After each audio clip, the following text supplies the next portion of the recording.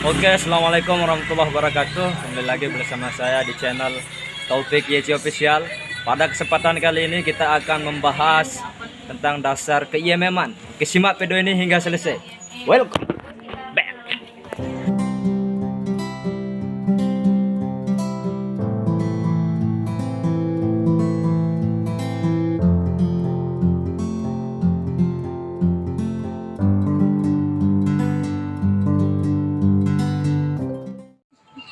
Baik, bismillahirrahmanirrahim. Raditu billahi rabbah wa bil islami dina wa bi Muhammadin nabiyya wa rasula.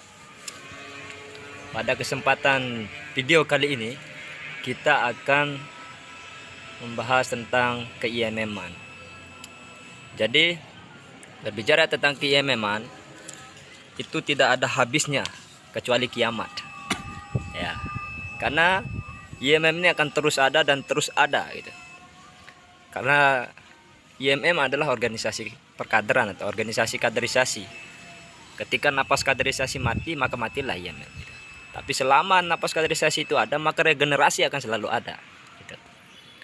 Jadi materi kali ini silahkan disimak kepada semua kader Ikatan Mahasiswa Muhammadiyah se-Indonesia sebagai bahan murojaah. Karena dalam Islam al-hayatul ilmi bil murojaah. Gitu. Hidupnya sebuah ilmu itu dengan kita sering mengulang. Walaupun sudah lama kader, kadang sering lupa juga tentang IMM ini. Dan khususnya bagi teman-teman atau saudaraku sekalian yang di negara Indonesia ini yang ingin tahu apa itu IMM, silahkan simak video ini. Ini gambaran dasar saja tentang IMM. Pertama kita membahas tentang sejarahnya. Bisa dilihat di file ini. Jadi sejarah IMM ini panjang sejarahnya. Tidak terlepas dengan sejarah Muhammadiyah itu sendiri. Karena IMM adalah bagian otonom dari Muhammadiyah. Yang dimana lahir pada tanggal 14 Maret 1964. Yang bertepatan dengan 29 Syawal 1384 Hijriah. Dan menasional tahun 65. Menasional maksudnya di sini dikenal di seluruh daerah yang ada di Indonesia ini pada tahun 1965. Kalau kita analisa dari segi faktor, ya tentu akan ada faktor internal dan faktor eksternal. Ini dua faktor integral yang ada ketika lahirnya IMM, Ikatan Mahasiswa Muhammadiyah. Kalau kita lihat dari faktor internalnya, itu terdapat dalam diri Muhammadiyah itu sendiri. Kita tidak akan terlepas dari zaman penjajahan juga. Karena hadirnya organisasi Muhammadiyah maupun organisasi Ikatan Mahasiswa Muhammadiyah tidak akan pernah terlepas dari penjajahan pada saat itu. Yang paling sangat menyentuh hati saya, penjajahan pada saat itu adalah imperialisme. Kenapa imperialisme? Karena imperialisme ini yang dimana kebodohan itu merajalela, kita diajarkan untuk bodoh oleh orang-orang penjajah pada saat itu, sehingga ruang untuk pendidikan itu tidak ada. Maka ini salah satu sebagai landasan mengapa IMM itu harus ada, mengapa Muhammadiyah itu harus ada, begitu. Itu kalau dalam sejarah faktor eksternalnya. Tapi kalau internalnya tidak terlepas dari Muhammadiyah itu sendiri. Misalkan contohnya di faktor internal, yang dimana kan pada saat itu motivasi idealisme yang paling penting dan juga mengembangkan ideologi Muhammadiyah. Yang dimana paham dan cita-cita Muhammadiyah sebagaimana kita ketahui bahwa Muhammadiyah pada hakikatnya adalah sebuah organisasi yang punya cita-cita dan tujuan itu. Menegakkan dan menjunjung tinggi Islam sehingga terwujud masyarakat utama adil dan makmur dari Allah Subhanahu wa taala. Kita bisa baca dalam saat ini. Bisa baca ini. Yang paling penting adalah teman-teman sekalian bahwa Ikatan Mahasiswa Muhammadiyah baik secara faktor internal maupun faktor eksternal itu memiliki pengaruh sehingga harus ada. Kenapa ia harus ada? Itu memang memiliki tujuan itu. Begitu Muhammadiyah juga memiliki tujuan. Dan ruang gerak daripada Ikatan Mahasiswa Muhammadiyah dalam bidang keagamaan, kemasyarakatan, dan juga kemahasiswaan. Yang namanya juga mahasiswa, maka fokusnya adalah mahasiswa. Di samping nanti disambut dengan kemasyarakat dan sebagainya. Ini berbicara tentang sejarahnya. Itu sejarah singkat. Belum kita membahas terkait dengan bagaimana keberadaan IMM dengan OKP-OKP lainnya. Gitu. Kita fokusnya ke sejarah dasar-dasarnya saja. Sebagai pengetahuan teman-teman yang penasaran tentang Ikatan Mahasiswa Muhammadiyah. Lalu kemudian ada tujuan. Nah ini tujuan IMM di sini itu pada di anggaran dasar bab 3 pasal 7. Ini bukan langsung mentok langsung tujuannya seperti ini, yaitu mengusahakan terbentuknya akademisi Islam yang berhalak mulia dan dalam rangka mencapai tujuan Muhammadiyah. Yang sebelumnya banyak sekali revisi-revisi awal, sehingga inilah hasil akhir dari terbentuknya daripada tujuan Ikatan Mahasiswa Muhammadiyah, yang dimana Ikatan Mahasiswa Muhammadiyah memiliki mengusahakan terbentuknya akademisi Islam yang berhalak mulia. Mengapa berhalak mulia? Karena penting kita sebagai akademisi tidak hanya terkenal dengan intelektual kita saja, namun akhlak lebih kita junjung tinggi. Kalau dalam KBBI kan ikhtiar ini mengikhtiarkan, mengusahakan, bukan memaksakan. Jadi jika khususnya kita di kader-kader Ikatan Mahasiswa Muhammadiyah itu kita mengusahakan, tidak ada yang memaksakan, karena kita sadar bahwa hidayah itu hanya milik Allah gitu. Kita tetap mengikhtiarkan bagaimana agar generasi-generasi Ikatan Mahasiswa Muhammadiyah itu menjadi generasi yang berakhlak mulia. Ya tentu kita merujuk kepada ittiba Rasul. Bagaimana Rasulullah SAW. Ya terlepas dari sana landasannya. Lalu kemudian ada trilogi. Trilogi ini adalah arah gerak Ikatan Mahasiswa Muhammadiyah. Yang tadi saya katakan bahwa arah geraknya itu ada 3. Kemahasiswaan, keagamaan, dan kemasyarakatan. Karena mahasiswa merupakan bagian terpenting gitu, dalam ikatan ini. Maupun dalam negara pun itu adalah ikatan. Itu adalah itu adalah hal yang penting mahasiswa ini gitu. Mahasiswa ini kan identik dengan intelektualitasnya yang dimiliki oleh mahasiswa. Ya tentu dalam Ikatan Mahasiswa Muhammadiyah kader-kader ini memiliki nilai-nilai yang harus dijalani, intelektualnya, nalar kritis, budaya kritis jangan sampai ditinggalkan oleh kader-kader Ikatan Mahasiswa Muhammadiyah. Dan melalui wadah ini yang diharapkan adalah pembaharuan dan pengembangan, khususnya dalam ranah mahasiswa.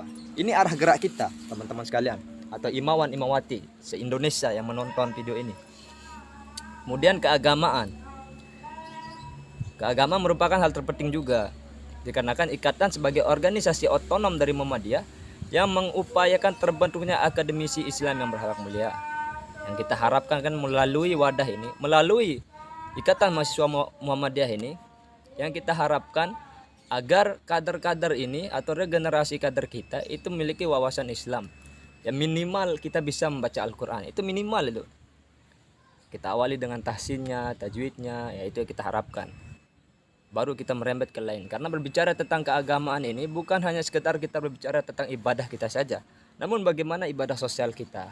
Karena sejatinya kita ini hidup ada secara horizontal maupun secara vertikal gitu. Hubungan kita sama manusia maupun hubungan kita secara kepada Allah Subhanahu wa taala gitu. Banyak hal yang akan kita bahas dalam keagamaan. Ya, jadi tolak ukur seorang Islam itu dianggap sebagai muslim apakah dilihat dari pakaiannya atau bagaimana. Jadi ukurannya itu adalah implementasi kita dalam mengamalkan agama ini. Gitu. Kemasyarakatan. Nah, ini bukti sosial kita.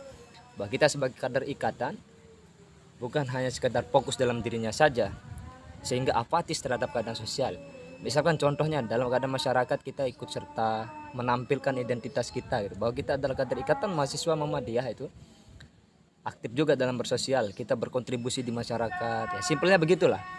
Karena kita bicara tentang dasar-dasarnya saja nih kan. Itu trilogi IMM. Sedangkan tri kompetensi, nah ini yang harus kita siapkan untuk menggapai atau sampai kepada trilogi itu harus kita siapkan 3 hal ini. 3 hal ini harus kita siapkan agar kita bisa fokus ke arah gerak kita. Ya mohon maaf karena ini sedang sholat asar, tapi saya mau lanjutkan dulu materi ini agar selesai. Setelah itu kita sholat. Tri kompetensi IMM, religiusitas, intelektualitas, dan humanitas. Religiusitas ini merupakan jalan dakwah amar ma'ruf nahi munkar. Dalam Quran surah Al Imran 104 maupun 110. Mengutamakan jalan dakwah amar ma'ruf nahi munkar, menerapkan akidah dan akhlak, dan juga sebagai dasar tujuan awal didirikan Muhammadiyah dan mengacu pada Al-Quran dan hadis. Jadi ideologi kita IMM ini agar kita sampai atau terwujudkan ideologi kita, jangan kita lupakan akidah. Dan rujukan kita sebagai kader IMM adalah Al-Quran dan As-Sunnah atau hadis. Tidak terlepas dari hal itu rujukan kita. Karena Al-Quran ini sudah absolut, yang diturunkan oleh Allah kepada Nabi Muhammad SAW sebagai kitabnya. Maka rujukan kita adalah Al-Quran, baik dalam beribadah maupun dalam bermuamalah. Ini kader-kader IMM jangan sampai hilang identitasnya begitu. Karena identitas kita sebagai kader ini harus merujuk pada Al-Quran dan As-Sunnah. Kalau sampai ada kader IMM melupakan Al-Quran dan Sunnah, lebih berpedoman dengan hal lain, berarti dia lupa dalam ideologinya. Belum kita ulang lagi apa ideologi kita. Karena ideologi kita ini kan sudah jelas, kita merujuk pada Al-Quran dan As-Sunnah. Lalu kemudian ada intelektualitas. Nah, ini ciri khas kita sebagai mahasiswa. Intelektual ini kan nantinya pengaruh besar terhadap bagaimana kita menanggapi keadaan zaman ini di era globalisasi ini. Maka kita dituntut agar kita berpikir secara universal, berpikir secara luas dan bisa kita menganalisa keadaan sosial, realitas sosial, sehingga kita bisa menghasilkan inovasi-inovasi dalam berpikir. Nah, untuk kepentingan bersama dan membeda-bedakan golongan atau kepentingan suatu kelompok tertentu, melainkan untuk kepentingan masyarakat luas, bukan untuk kepentingan yang lainnya. Kepentingan kita adalah untuk masyarakat luas, agar kita dianggap sebagai khairun nas man anfa'uhum linnas, gitu. Bukan kepentingan kita sendiri. Hindari para pragmatisme kita itu. Kita fokus kepentingan kita adalah masyarakat luas, gitu.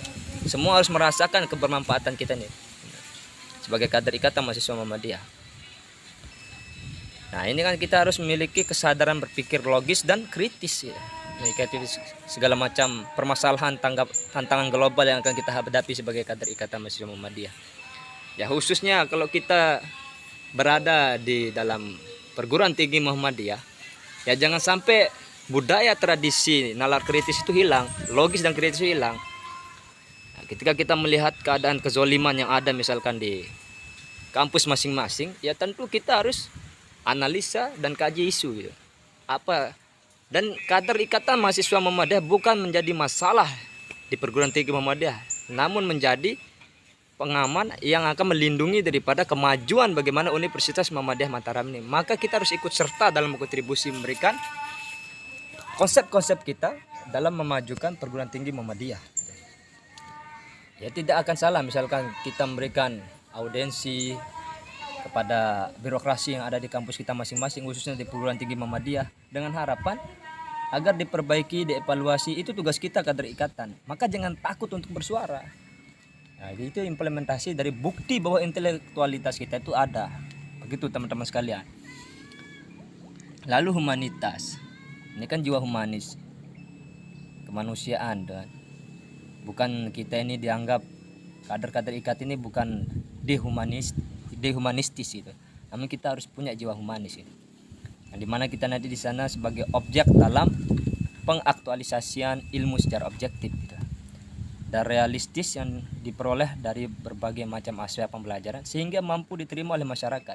Jadi kader-kader Ikatan Mahasiswa Muhammadiyah ini punya basic masing-masing gitu. Dalam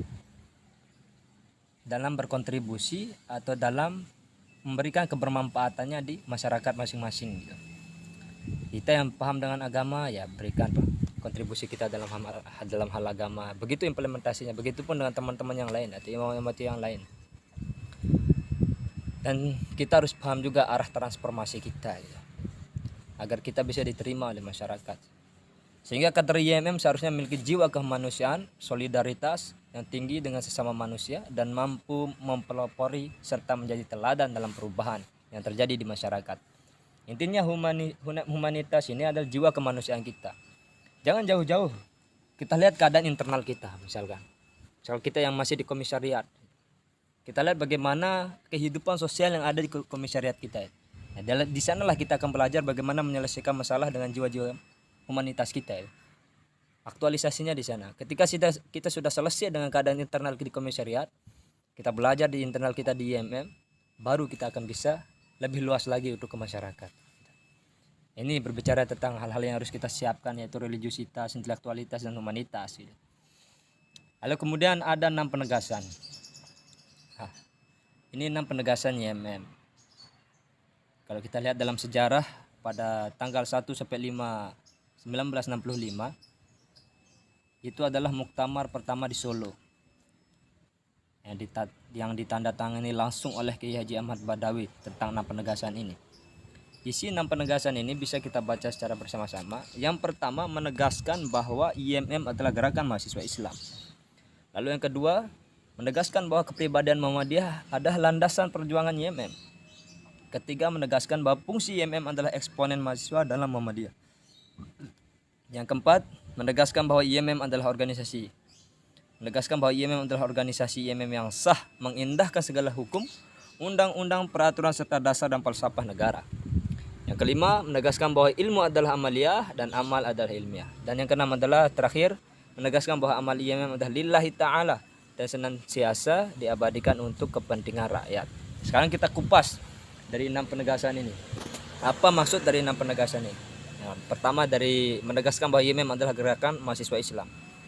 Nah, ini IMM itu adalah sekumpulan mahasiswa Islam yang diikat pada suatu pergerakan yang dinamakan dengan Ikatan Mahasiswa Muhammadiyah. IMM juga sebagai tempat atau wadah angkatan muda Muhammadiyah yang sedang menjalankan studinya di perguruan tinggi. IMM juga tempat dakwah amar ma'ruf nahi mungkar. Yang menjadi pertanyaan sekarang, banyak di perguruan tinggi Muhammadiyah khususnya di NTT itu mahasiswanya non Islam. Apakah tidak boleh bergabung dengan IMM? Jika 6 penegasan ini adalah menegaskan bahwa IMM adalah gerakan mahasiswa Islam, lalu bagaimana dengan non Islam? Ya tentu tidak menjadi soal untuk bergabung dengan Ikatan Mahasiswa Muhammadiyah. Dan di sana jalan dakwah kita tidak tahu lewat jalan mana teman-teman non Islam mendapatkan hidayah misalkan gitu. Kita tetap terima berproses bersama gitu. Itu menjadi persoalan.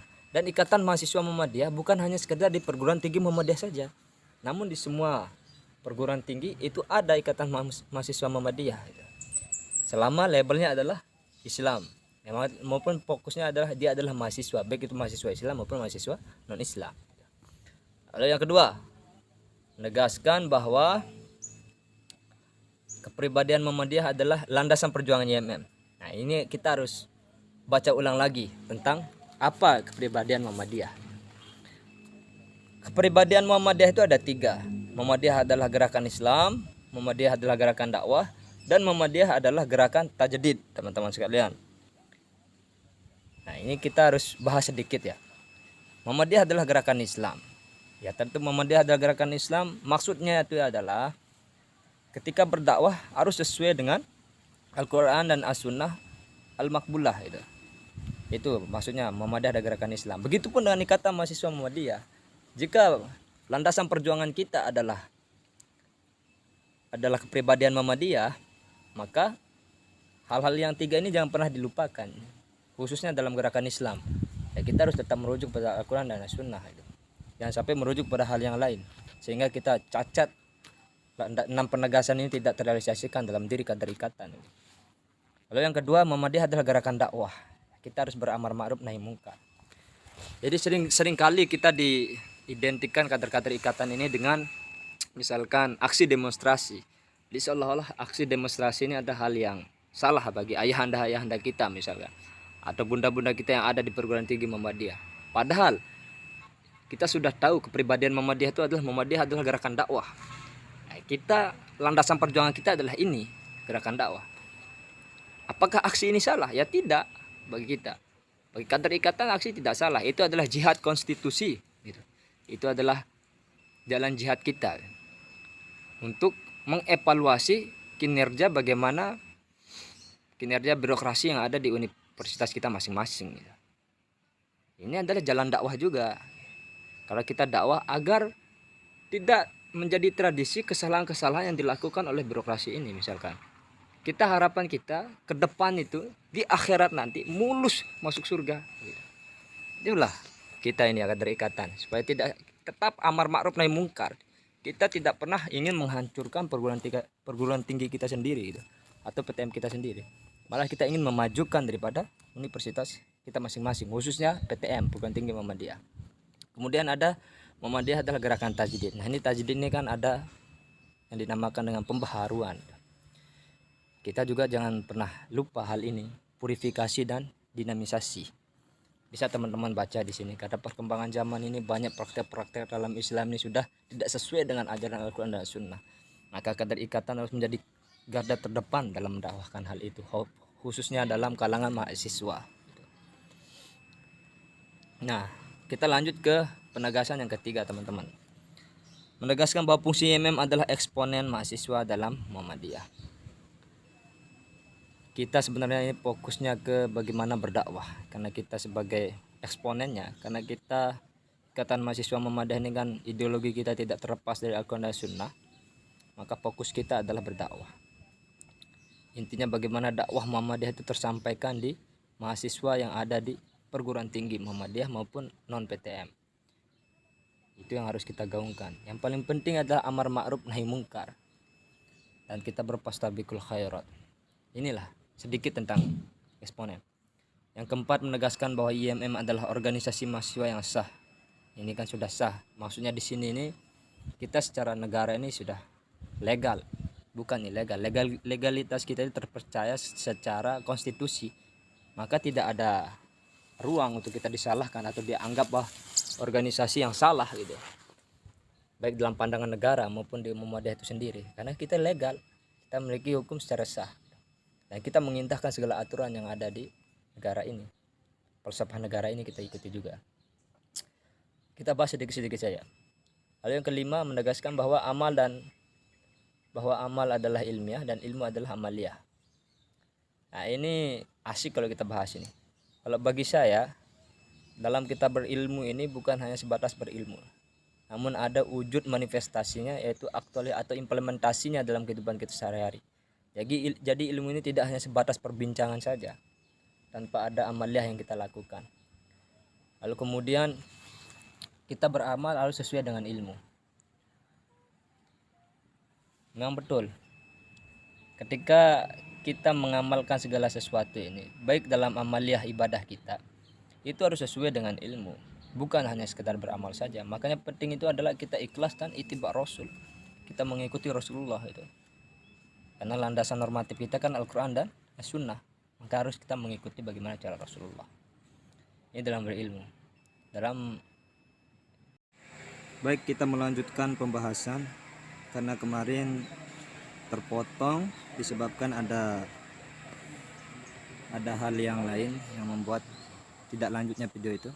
Jadi kita melanjutkan pembahasan di menegaskan bahwa amal adalah ilmiah dan ilmu adalah amaliyah. Jadi maksudnya di sini itu adalah ketika kita memiliki ilmu, tentu harus kita amalkan gitu. Sebagai bukti bahwa yang kita amalkan ketika ilmu tidak diamalkan itu layaknya seperti pohon yang tidak berbuah. Lalu kemudian dalam beramal tentu harus sesuai dengan ilmu. Dalam beramal sesuai dengan ilmu itu yang dimaksud dengan ittiba Rasul. Ittiba Rasul ini identitas kita IMM ini harus kembali pada Quran dan Sunnah. Jadi amaliyah yang kita lakukan itu harus sesuai dengan landasan fundamental, yaitu Al-Quran dan As-Sunnah, yaitu As-Sunnah Al-Maqbulah dalam kita mengamalkannya. Begitu pun. Lalu yang terakhir ini ada menegaskan bahwa amal IMM adalah lillahi ta'ala dan senantiasa diabadikan untuk kepentingan rakyat. Jadi dalam kita berkontribusi dalam Ikatan Mahasiswa Muhammadiyah, ketika kita menjadi kader, ya tentu harus kita amalkan ini semua. Ya, kita abadikan untuk kepentingan rakyat, bukan kepentingan masing-masing atau kepentingan pribadi. Dan niat kita itu adalah lillahi ta'ala, niat kita karena Allah Subhanahu wa taala. Nah, ini ada untuk IMM, anggun dalam moral, ungu dalam intelektual, apa dalam spiritual. Ini sudah saya bahas tadi. Nah, mungkin itu sekian pembahasan kita terkait tentang ke-IMM-an. Selebihnya bisa kita baca referensi-referensi yang ada di IMM. Sekian, assalamualaikum warahmatullahi wabarakatuh.